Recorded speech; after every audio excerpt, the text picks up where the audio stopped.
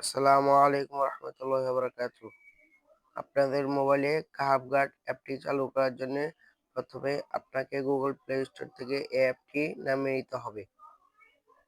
Google play store থেকে এই অ্যাপটি নামানোর জন্য আপনাকে প্রথমে গুগল প্লে স্টোরে প্রবেশ করতে হবে। তারপর সার্চ বাটনে সার্চ করতে হবে কাহাফ, কে এ। কাহাফ গার্ড আমার আগেই লেখা ছিল, তার কারণে এখন চলে আসছে। কাহাফ গার্ড লেখার পরে এরকম একটা অ্যাপ শো করবে, অ্যাপ ইনস্টল করে নিতে হবে। ইনস্টলের সময়টুকু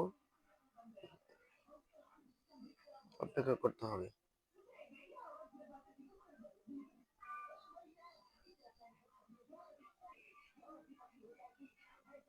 আলহামদুলিল্লাহ, অ্যাপটি ইনস্টল হয়ে গেছে। এখন আপনাকে এই অ্যাপে ক্লিক করতে হবে।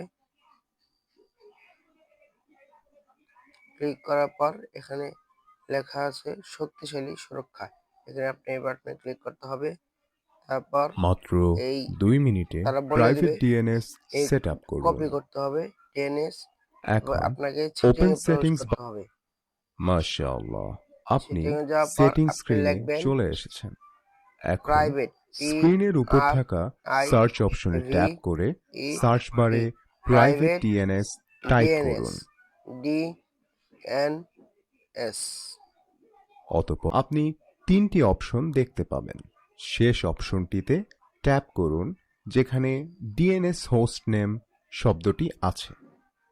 সবশেষে এখানে যাওয়ার পর আগে থেকে আপনাকে কপি করা স্পেসিফিক ডিএনএসটি ডিএনএস এ যেতে এখানে হবে, এখানে কানেক্ট আলহামদুলিল্লাহ, করতে হবে। আপনি সফলভাবে ডিএনএসটি সেট করেছেন। এখন আপনি কাহাফ কার্ড অ্যাপে ফিরে যেতে পারেন।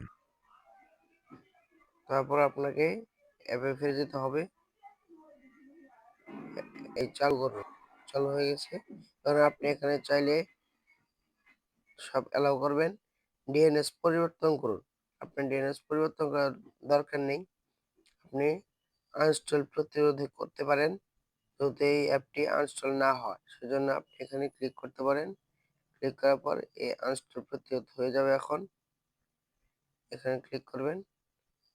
এই যে আনইনস্টল প্রতিরোধ হয়ে গেল। এখন সেটিংস খুলুন এবং সব অ্যালাউ করে দিন। তারপরে এই কাহাফ গার্ড প্রোটেকশন অন করে দিবেন। অ্যালাউ, ওকে।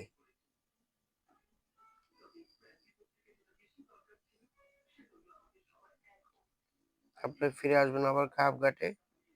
এই সুরক্ষা হয়ে গেল। তারপরে আপনি এখানে খেয়াল করবেন সোশ্যাল মিডিয়া নিয়ন্ত্রণ। ইউটিউব শর্ট ব্লক করবেন, ইনস্টাগ্রাম রিলস ব্লক করবেন, ফেসবুক রিলস ব্লক করবেন। এই 3টা ব্লক করলে আপনার সন্তানের জন্য উপকার হবে।